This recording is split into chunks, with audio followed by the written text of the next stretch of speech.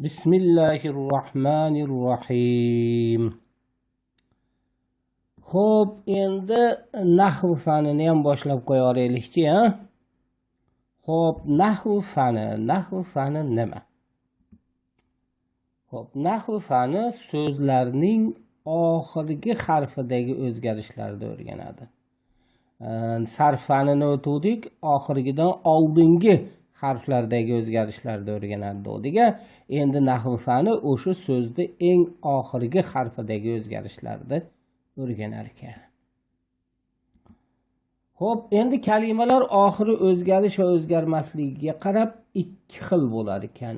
Ikki xil. Demak, birinchisi murab, ya'ni oxiri o'zgaradigan so'z bo'ladi. Ikkinchisi mabni, ya'ni oxiri o'zgarmaydigan so'z bo'ladi. Demak, oxiri o'zgaradi yoki oxiri o'zgarmaydi. Oxiri o'zgarsa uni murab deb aytamiz.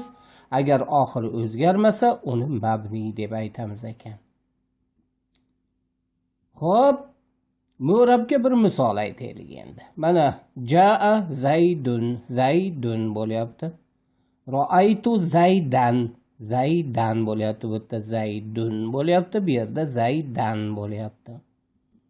Marartu bi zaydin, mana bu yerda zaydin bo'lyapti. Demak, zaydun, zaydan, zaydin bo'lyapti.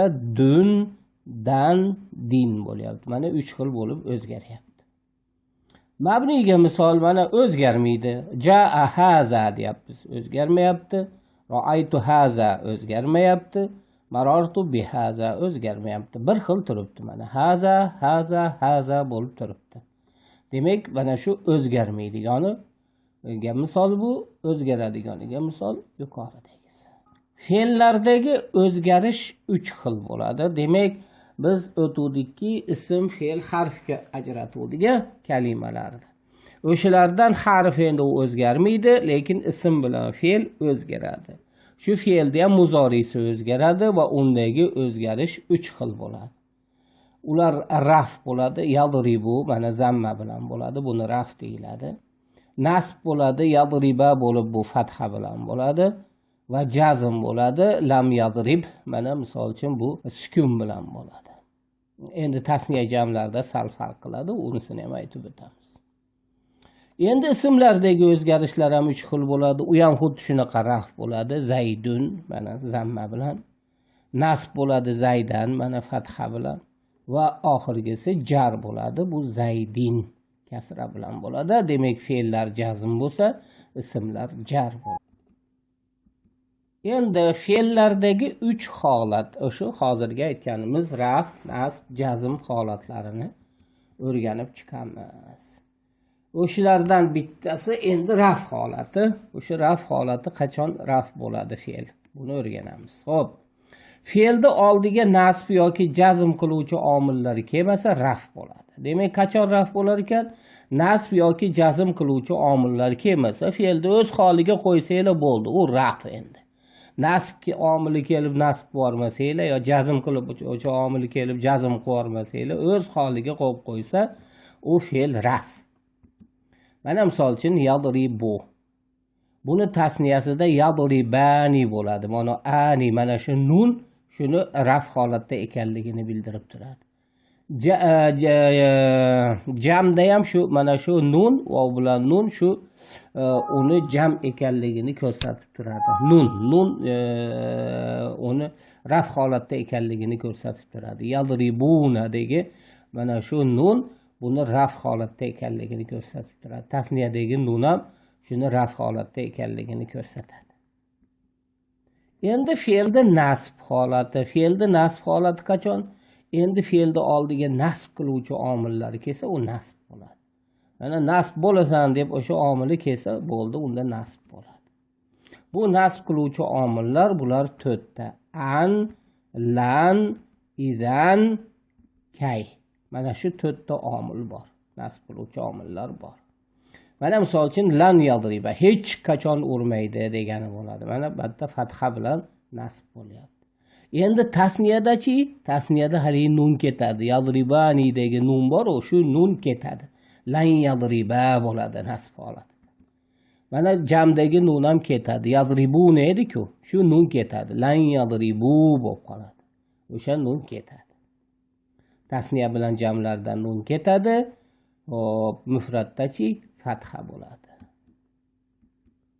Hop, an yaktuba degani bu yozmoq degani, demak an o'sha mastarga aylantiradi.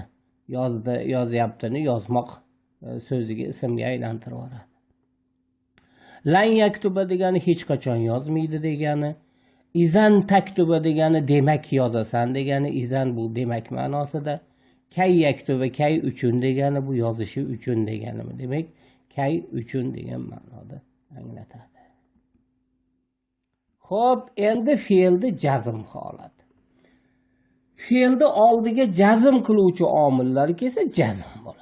Nasb qiluvchi omil kelsa nasb bo'ladi, jazm qiluvchi omil kelsa-chi jazm bo'ladi. Jazm qiluvchi omillar ham ikki xil bo'lar ekan. Ular qanaqa? Bitta fe'lni jazm qiluvchi omillar bo'lar ekan va ikkita fe'lni jazm qiluvchi omillar bo'lar ekan. Demak, jazm qiluvchi omillar ikki xil ekan. Bitta fe'lni jazm qiluvchi omillar va ikkita fe'lni jazm qiluvchi omillar. Xo'p, bitta fe'lni jazm qiluvchi omillar, ular qaysilar? Bitta fe'lni jazm qiluvchi omillar 4 ta ekan. Ular li, lamma, la va lam. Mana shu harflar bitta fe'lni jazm qiluvchi omillar bo'ladi. Mana misol uchun liyaktub deydigan bo'lsak, bu yozsin degani bo'ladi. Mana bu amrga qo'shiladi. Lam yaktub degani bu yozmadi degani, bu fe'li jahd bilamiz. Lamma yaktub hech qachon yozmaydi degani, lammadi shu jazm qilgan paytda hech qachon ma'nosi bo'ladi. Va la yaktub bo'ladigan bo'lsa yozmasin bo'ladi. La taktub bo'lsa yozma bo'ladi. Bu nahiy fe'liga keladigan nahiydi lasi deb qo'yiladi. Demak, bu mufratda mana shu be sokin bo'ladi xolos. Endi tasniyadachi bunda ham nun ketadi. La yaktubani edi-ku, la yaktuba bo'lib qoladi. Jamda ham xuddi shunaqa, jamda ham o'sha nun ketadi. La yaktubu bo'lib qoladi. Yozmasinlar. Mana shu yerda nun ketadi. Nunni ketishi. Demak, jazm bilan nasb holatlarida nun ketadi. Tasniya jamlarda nun ketadi. Raf holatdachi nun turadi. Xo'p, endi ikkita fe'lni jazm qiluvchi omillar ham bor. Ikkita fe'lni jazm qiluvchi omillarchi, bular shart kalimalari bo'ladi.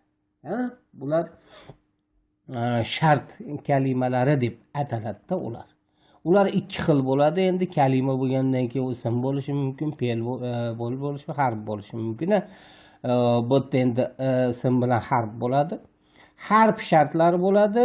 Mana bular in bilan izmo va ikkinchisi ismi shartlar bo'ladi. Ya'ni shart ismlarida ismi shartlar bo'ladi yoki harf shartlar bo'ladi. Ismi shartlariga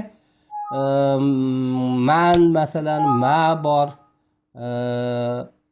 man, ma, mata, ayna, mahma, kayfama, hinama, haysuma, aynama. Mana shular hammasi bular ismi shartlar bo'ladi. Bular ikkita fe'lni jazm qilishadi. Mana misol uchun in taktub, aktub deysiz. Mana taktubni ham jazm qilyapti, aktubni ham jazm qilyapti. Ikkalasini ham jazm qilyapti. Agar yozsang, yozaman degan. Bu tarkibda mana bunaqa bo'ladi. Mana in taktub, aktub, agar yozsang yozaman deydigan bo'lsa, buni in deb aytamiz, buni harfi shart deb aytamiz indi. Endi taktubda buni fe'li shart deb aytamiz. Ya'ni in harf shart bo'lyapti-da, agar deyapti-da. Fe'li shart bo'lyapti, yozsang deb shart qo'yilyapti-da. Endi aktubchi bu endi javobi shart bo'ladi. O'sha shartni javob. Demak, yozsang nima qilaman? Yozaman. Bu javobi bo'lyapti. Demak, endi harfi shart deb aytamiz ekan, taktubda buni fe'li shart deb aytamiz ekan, aktubnichi javobi shart deb aytamiz ekan. Tarkib qilayotganimizda o'shani grammatik tahlil qilayotgan paytimizda